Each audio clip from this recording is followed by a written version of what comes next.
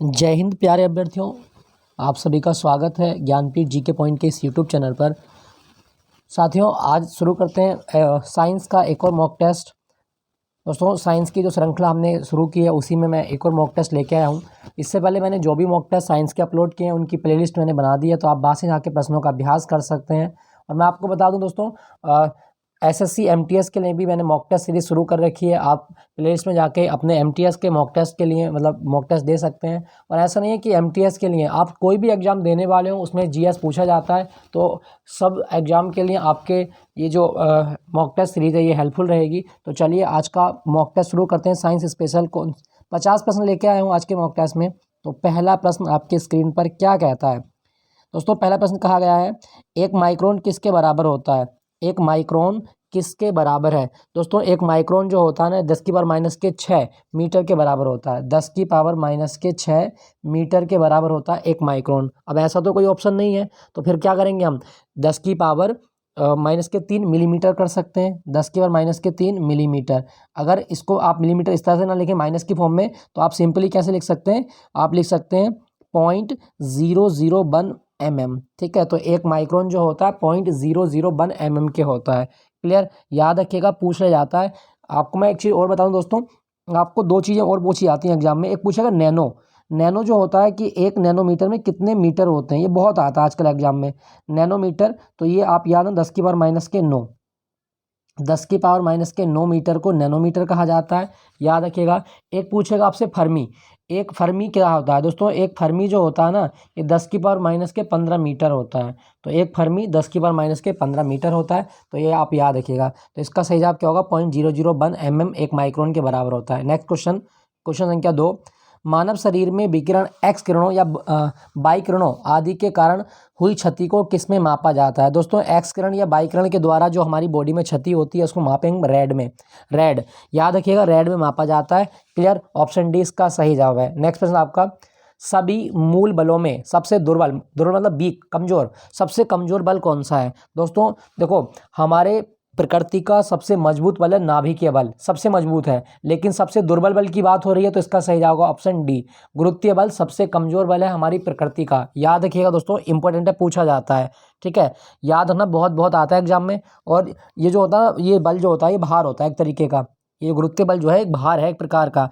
ठीक है, चलिए अगले प्रश्न की ओर चलते हैं। स्टील से बनी गोलाकार गेंद को मरकरी के पात्र में डालने पर वह क्या होगा? दोस्तों, अगर स्टील से बनी एक गोलाकार गेंद को आप पारे में डालें तो क्या होगा? वो पारे के पृष्ठ के ऊपर तैरने लगेगी। क्यों तैरेगी? क्योंकि स्टील का घनत्व पारे की तुलना में कम होता है। मान लीजिए ये आपने एक बीकर लिया और इसमें आपने पारा भर दिया, ये पारा भर दिया। अब यहाँ पे अगर आपने स्टील की कोई गेंद रखी तो ये इसके ऊपर ही रहेगी, डूबेगी नहीं। क्यों नहीं डूबेगी? क्योंकि स्टील का घनत्व क्या होगा? स्टील का घनत्व पारे की तुलना में कम होता है। और जिस वस्तु का घनत्व द्रव के घनत्व से कम होगा वह ऊपर तैरती है। याद रखिएगा। तो इसका सही जवाब क्या होगा? सही जवाब क्या होगा आपका? कि ऊपर तैरेगी ना, तो ऊपर तैरती रहेगी। और अगर अधिक होगा तो वो क्या होगी? आपकी डूब जाएगी। तो अगर हम देखें तो इसका सही जवाब होगा आपका ऑप्शन ऑप्शन ए, मरकरी के पृष्ठ की सतह के ऊपर होगी। ठीक है, ऊपर तैरती रहेगी। याद रखिएगा, इंपॉर्टेंट है, पूछा जाता है। नेक्स्ट प्रश्न की ओर चलते हैं। अच्छा, यहाँ पे मैं आपको बता दूं, मरकरी, मरकरी को हम क्या बोलते हैं? मरकरी को पारा ही बोला जाता है। और इसका संकेत होता है आपका Hg। अगर क्वेश्चन आए कि सिनेबार किसका अयस्क है? दोस्तों, सिनेबार जो होता है ये मरकरी का अयस्क होता है। और मरकरी की कंजम्पशन से आपको एक रोग हो सकता है, मीना माता। तो मीना माता रोग किससे होता है? तो आप याद रखिएगा, मरकरी की कंजम्पशन से मीना माता रोग होता है। इंपॉर्टेंट है, पूछा जाता है। नेक्स्ट क्यों चलते हैं। क्वेश्चन संख्या 5। ठीक 0 डिग्री सेल्सियस पर कटोरे में रखे बर्फ और पानी में क्या परिवर्तन आएगा? दोस्तों, ठीक 0 ताप पर बर्फ तथा पानी ऊष्मीय साम्यावस्था में होंगे, अर्थात कोई परिवर्तन नहीं होगा। ऑप्शन बी इसका सही जवाब है, कोई भी परिवर्तन नहीं होगा। आप याद रखिएगा, इंपॉर्टेंट है। नेक्स्ट प्रश्न, क्वेश्चन संख्या 6। गैसों के दो विशिष्ट ताप इसके द्वारा संबंधित हैं। दोस्तों, दो गैसों की विशिष्ट ऊष्मा जो होती है ना, वो Cp और Cv होती है। और ये किसके बराबर होती है? आपकी Cp - Cv बराबर R/J। R/J ये आप याद रखिएगा, इंपॉर्टेंट है, ये पूछा जाता है आपसे।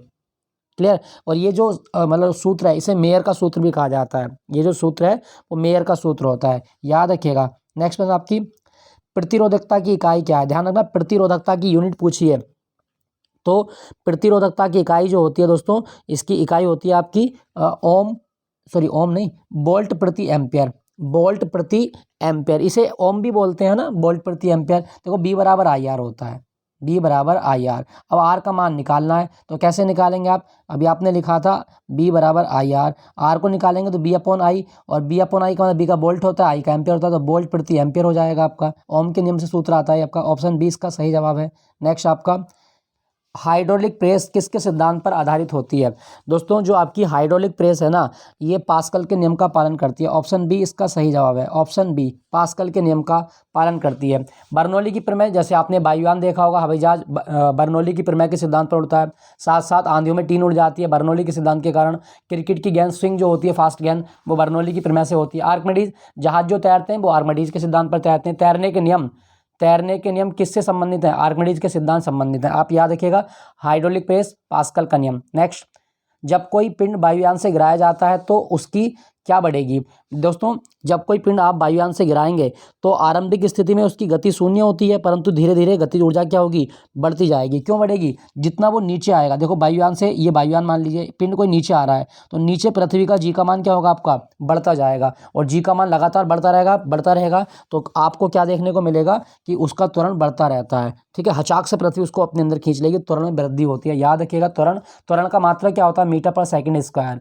किसी वस्तु के वेग में प्रति सेकंड होने वाली वृद्धि त्वरण होती है। याद रखना, इंपॉर्टेंट है, पूछा जाता है। नेक्स्ट प्रश्न आपका, अच्छा द्रव्यमान लिखा गया है, द्रव्यमान का मात्रक होता है किलोग्राम, और द्रव्यमान कभी भी चेंज नहीं हो सकता।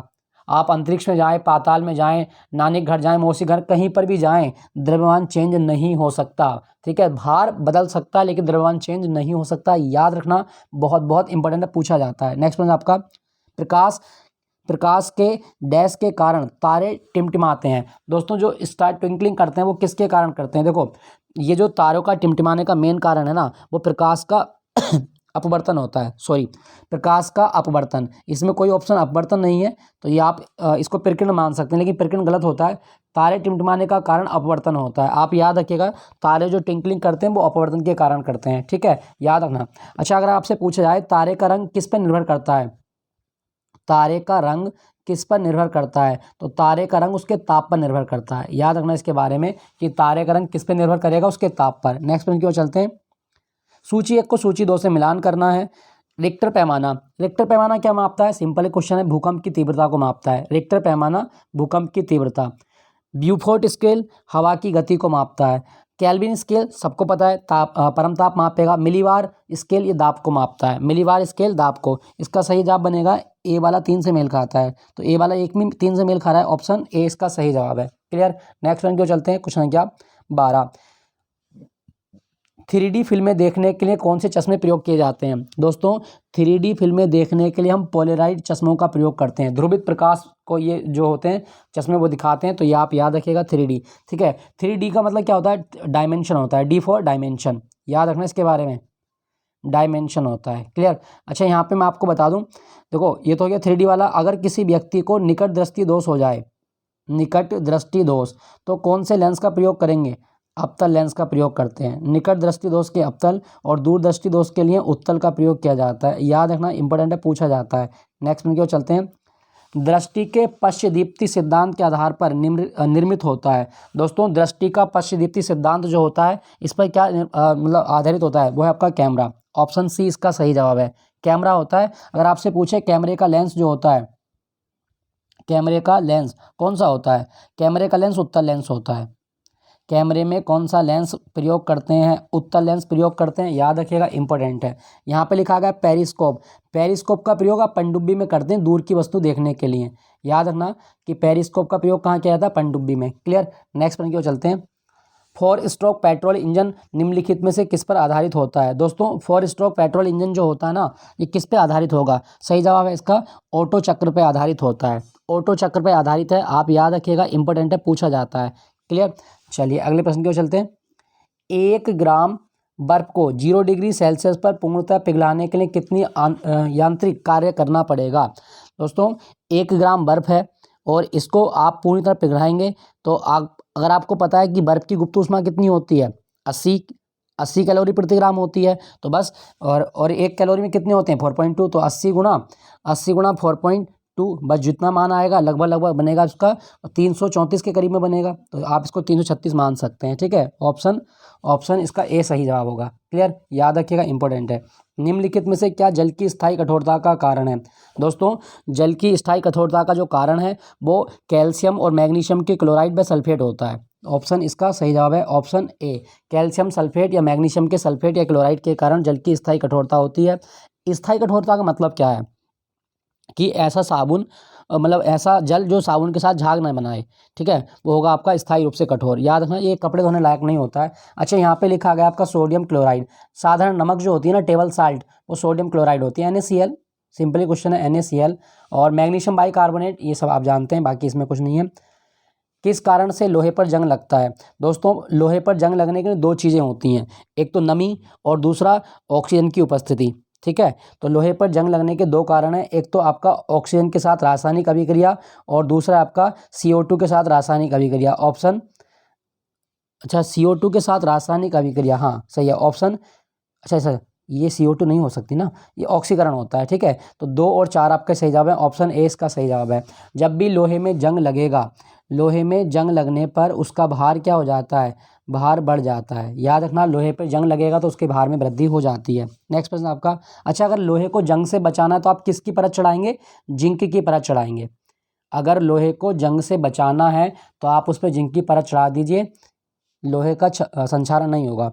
नेक्स्ट आपका शुष्क पाउडर अग्निशामक में क्या होता है? दोस्तों, जो आपका फायर एक्सटिंग्विशर्स होते हैं उनमें क्या भरते हैं? उसमें हम बालू भरते हैं और सोडियम बाइकार्बोनेट भरते हैं। सोडियम बाइकार्बोनेट को खाने का सोडा भी कहा जाता है, खाने का सोडा। और कौन सी गैस निकलेगी फिर? CO2 निकलती है। ठीक है, हैवी रूप से बहुत घनत्व होता है इसका CO2 का। तो ये आप याद रखना, आग बुझाने वाले जो सिलेंडर होते हैं उसमें सोडियम बाइकार्बोनेट भरा जाता है बालू के साथ, और इसमें कौन सी गैस निकलती है? CO2 निकलती है। नेक्स्ट आपका, ब्लीचिंग पाउडर का प्रयोग जल में किस रूप में किया जाता है? दोस्तों, ब्लीचिंग पाउडर का प्रयोग जल में हम करते हैं रोगाणुनाशी के रूप में। ऑप्शन डी इसका सही जवाब है। अच्छा, ब्लीचिंग पाउडर का सूत्र क्या होता है?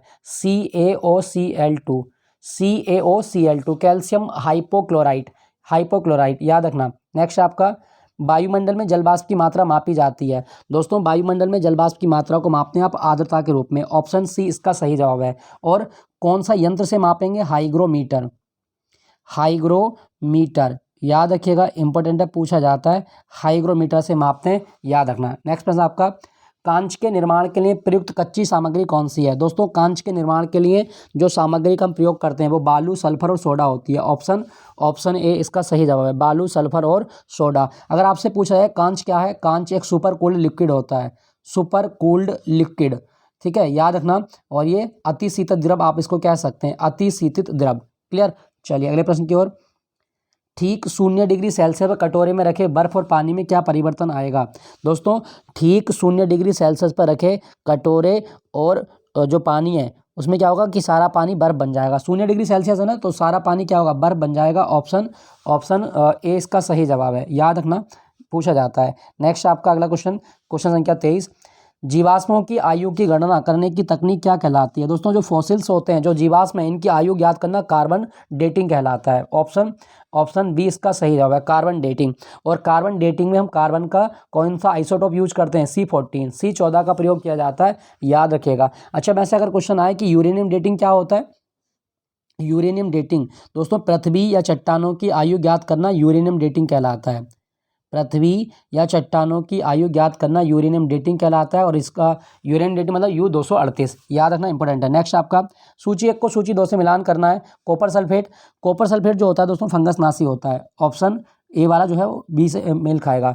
पेनिसिलिन क्या होता है? पेनिसिलिन आपका एंटीबायोटिक होता है। और यूरिया जो होता है उर्वरक होता है, यूरिया आपका उर्वरक। तो 2, 3, 1, 231, ऑप्शन ए इसका सही जवाब है। नेक्स्ट आपका, सल्फ्यूरिक अम्ल क्या है? दोस्तों, सल्फ्यूरिक अम्ल जो होता है इसका सूत्र क्या होता है? H2SO4। ठीक है, तो इसमें कितने क्षार बनेंगे? इसमें 2 क्षार बनेंगे। ठीक है, जैसे 2H प्लस बन जाएगा आपका SO4 2-, तो ये आपका द्विक्षारकीय होता है। ऑप्शन डी इसका सही जवाब है, द्विक्षारकीय। अच्छा, अगर कभी क्वेश्चन आए कि किंग ऑफ केमिकल किसे कहा गया है? दोस्तों, किंग ऑफ केमिकल जो कहा जाता है वो सल्फ्यूरिक अम्ल को कहा जाता है। किंग ऑफ केमिकल सल्फ्यूरिक अम्ल, इंपॉर्टेंट है, याद रखिएगा, पूछा जाता है। नेक्स्ट प्रश्न, क्वेश्चन संख्या 26, श्वेत फास्फोरस सामान्यतः किसके अंतर्गत आता है? दोस्तों श्वेत फास्फोरस को आप रखेंगे जल में। जल में क्यों रखेंगे? क्योंकि जल की अपेक्षा ऑक्सीजन के साथ ये तुरंत क्रिया कर लेता है, तो आप याद रखिएगा इसको जल में रखा जाता है सफ़ेद फास्फोरस। लेकिन माचिस में जो फास्फोरस होता है वो लाल फास्फोरस होता है। माचिस वाला जो फास्फोरस है वो लाल फास्फोरस होता है, ठीक है, याद रखना, इंपॉर्टेंट है, पूछा जाता है। इसका बम बना सकते हैं फास्फोरस का। नेक्स्ट आपका द्रव्यमान संख्या किसका योग है? दोस्तों द्रव्यमान संख्या प्रोटॉन और न्यूट्रॉन का योग होती है। प्रोटॉन और न्यूट्रॉन का योग द्रव्यमान संख्या होती है। ऑप्शन बी इसका सही जवाब है। नेक्स्ट आपका बिना बुझे चूने का रासायनिक नाम क्या है? बिना बुझे चूने का रासायनिक नाम कैल्शियम ऑक्साइड होता है। ऑप्शन बी इसका सही जवाब है, कैल्शियम ऑक्साइड, CaO। अच्छा अगर पूछे कि बुझे चूने का रासायनिक सूत्र, तो बुझे चूने का होता है CaOH का होल ट्वाइस, यानी कैल्शियम हाइड्रोक्साइड। ये बुझा चूना है और ये आपका बिना बुझा चूना होता है। क्लियर। नेक्स्ट पॉइंट की ओर चलते हैं।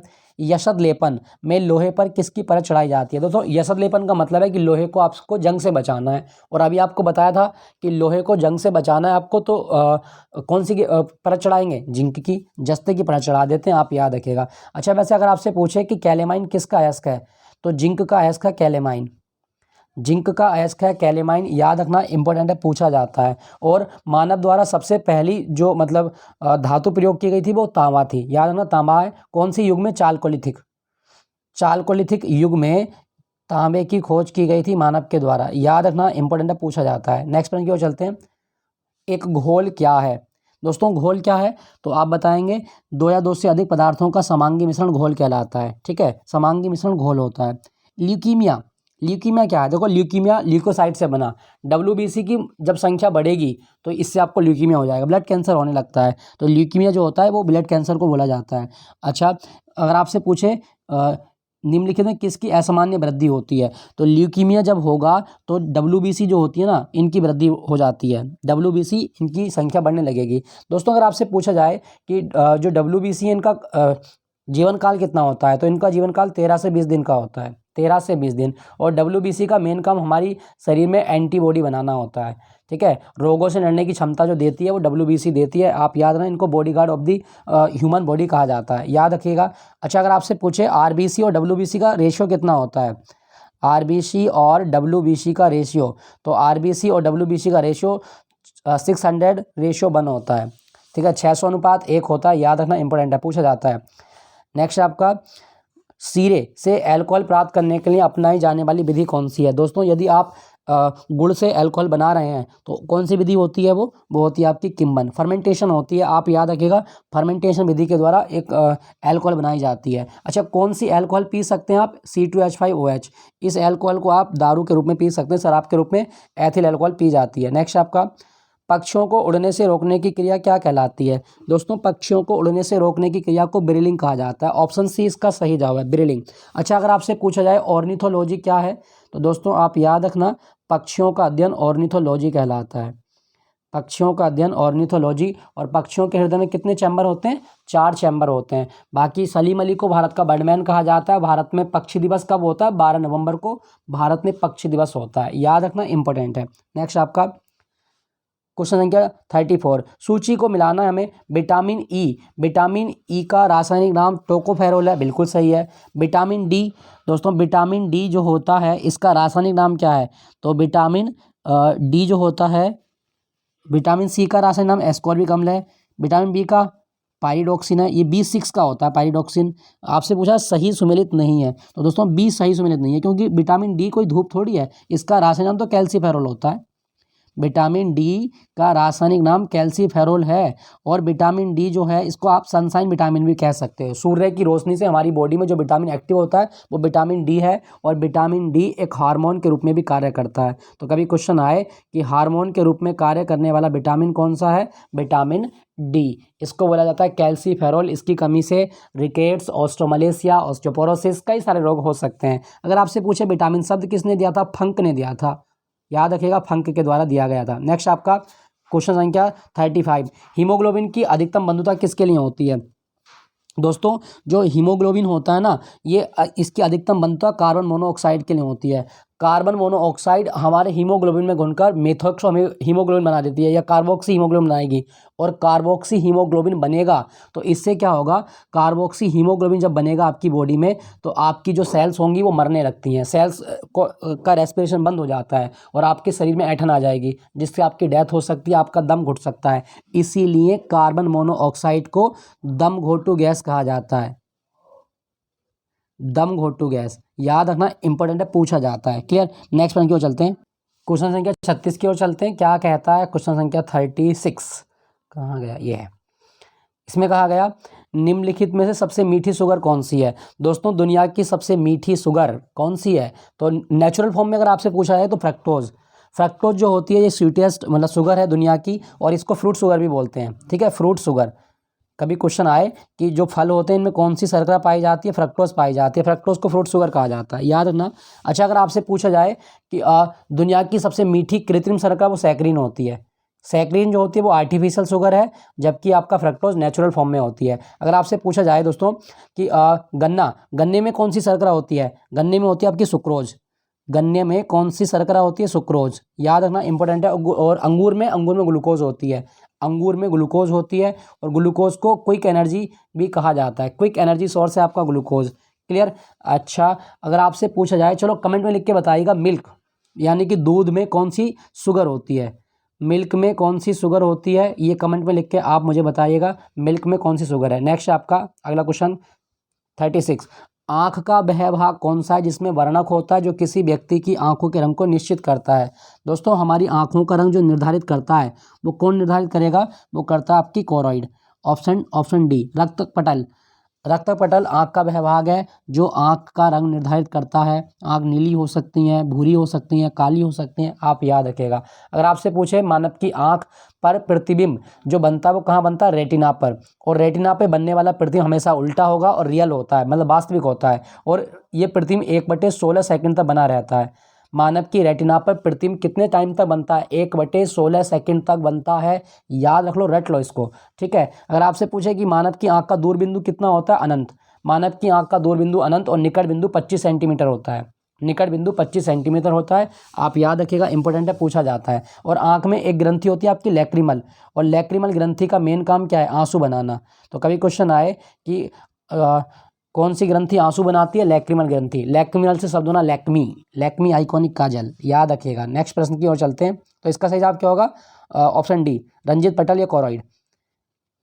क्वेश्चन संख्या 38, जेनेरा प्लांटेरम के लेखक कौन है। दोस्तों जेनेरा प्लांटेरम के लेखक आपके लीनियस हैं, कैरोलस लीनियस, जिन्हें फादर ऑफ टेक्सोनॉमी कहा जाता है, वर्गीकी का जनक इनको कहा गया है। तो जेनेरा प्लांटेरम लिखी है आपकी, जेनेरा प्लांटेरम लिखी गई है आपकी कैरोलस लीनियस के द्वारा, याद रखना। और इनको वर्गीकी का जनक कहा गया है, वर्गीकी का जनक, द्विनाम पद्धति वो इन्होंने विकसित की है। नेक्स्ट प्रश्न की ओर, आमतौर पर पिंक मोल्ड किसका नाम है। दोस्तों पिंक मोल्ड जो होता है ये राइजोपस का होता है, ऑप्शन ए इसका सही जवाब है, राइजोपस का नाम है पिंक मोल्ड, याद रखना, इंपॉर्टेंट है, पूछा जाता है। क्लियर। चलिए अगले प्रश्न की ओर, कैजुराइना क्या है। दोस्तों कैजुराइना जो होता है ना, ये आपका एक जीरोफाइट होता है। जीरोफाइट मतलब ऐसा पौधा जो मरुस्थल में उगता है, जीरोफाइट है। तो कैजुराना जीरोफाइट है, और जीरोफाइट को क्या बोलते हैं, मरुद्भिद। ऑप्शन इसमें डी, ऑप्शन डी इसका सही जवाब है, याद रखना दोस्तों, इंपॉर्टेंट है, पूछा जाता है। नेक्स्ट प्रश्न आपका, निम्नलिखित में से एक उत्पादक, एक शाकाहारी, एक मांसाहारी को दर्शाने वाली उपयुक्त आधार श्रृंखला कौन सी है। देखो ध्यान रखना, एक उत्पादक, उत्पादक पौधे होते हैं आपके, तो पादप हो गए, शाकाहारी आपका खरगोश हो गया, मांसाहारी बाघ हो गया, ऑप्शन डी इसका सही जवाब है। ठीक है, ऑप्शन डी इसका सही जवाब है, याद रखिएगा, इंपॉर्टेंट है। नेक्स्ट आपका, पुरुषों में कितनी अस्थियों की संख्या होती है। दोस्तों मानव में जो अस्थि होती हैं उनकी संख्या 206 होती है, 206।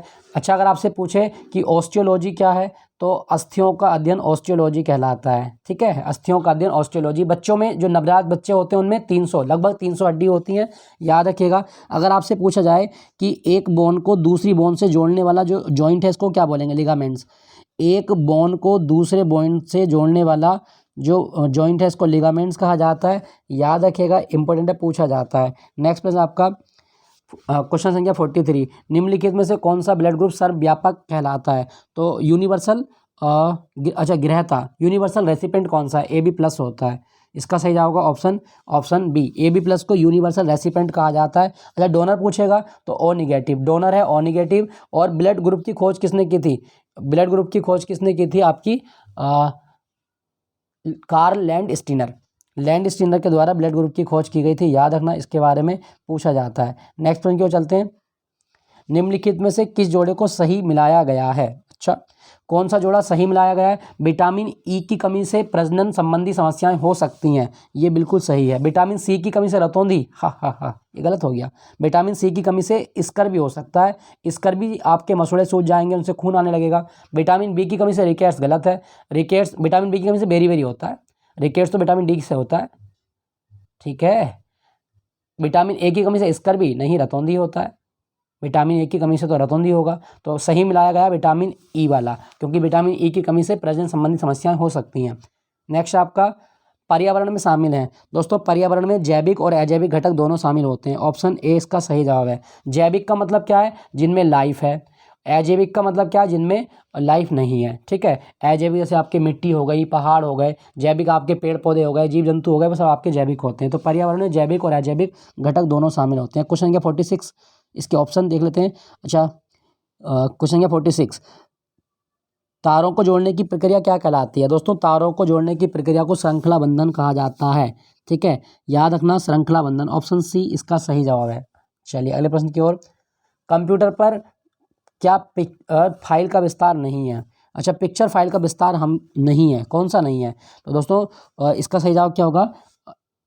MDB, camera, printing, scanning, internet पर इमेज पिक्चर फाइल को देखने के लिए JPG, PNG, JPG का प्रयोग करते हैं, PNG का प्रयोग करते हैं और GIF का प्रयोग करते हैं। जबकि MDB का प्रयोग जो होता है माइक्रोसॉफ्ट डेटाबेस के लिए किया जाता है, ठीक है। इसका सही जवाब होगा आपका ऑप्शन ए। नेक्स्ट आपका HTML। दोस्तों, HTML में टैग किससे संबंधित कुंजी शब्दों के बने होते हैं? तो HTML में ये कोष्ठक के बने होते हैं। कौन ये कोष्ठक होते हैं आपके? ये आप लिख लेगा। अच्छा, HTML का फुल फॉर्म क्या है? Hyper text markup language, hyper text markup language, याद रखना, इसके बारे में पूछ लेता है। नेक्स्ट आपका अनपेक्षित ईमेल को क्या कहा जाता है? दोस्तों, अनपेक्षित ईमेल को आप बोलेंगे क्या? तो दोस्तों, जितने भी मतलब अनवांटेड ईमेल होते हैं उनको हम बोलेंगे स्पैम, ऑप्शन बी इसका सही जवाब है, स्पैम, ठीक है, याद रखना। नेक्स्ट आपका अगला क्वेश्चन क्या 50, लास्ट प्रश्न है। उस नेटवर्क टोपोलॉजी का नाम क्या है जिसमें प्रत्येक संभावित नोड में द्विदिशीय कड़ियाँ होती हैं? इसको रिंग कहा जाता है, ऑप्शन ए इसका सही जवाब है, ठीक है दोस्तों। चलो कमेंट में लिख के बताइएगा टोपोलॉजी क्या होता है, किसका अध्ययन है टोपोलॉजी, कमेंट में लिख के आप बताएं मुझे। तो ये था आज का छोटा सा मॉक टेस्ट, लगभग 27 या 28 मिनट की वीडियो ये हो चुकी है। तो मिलूंगा आपको अगले मॉक टेस्ट के साथ में, SSC MTS के मॉक टेस्ट के साथ में। कोई भी आपका कोई भी क्वेश्चन हो, कोई भी क्वेरी हो तो आप मुझे कमेंट में लिख के पूछ सकते हैं। आपका जो भी क्वेश्चन है उसका आंसर मैं ज़रूर करूँगा। और जो भी आपकी कोई समस्या हो GK से रिलेटेड या कोई भी कुछ मुझसे आपसे पूछना है तो आप मुझे कमेंट में लिख के पूछ सकते हैं। बाकी मिलता हूँ आपको अगले मॉक टेस्ट के साथ में। Thank you for watching Jnanpith GK point. दोस्तों, अपना ख्याल रखिएगा।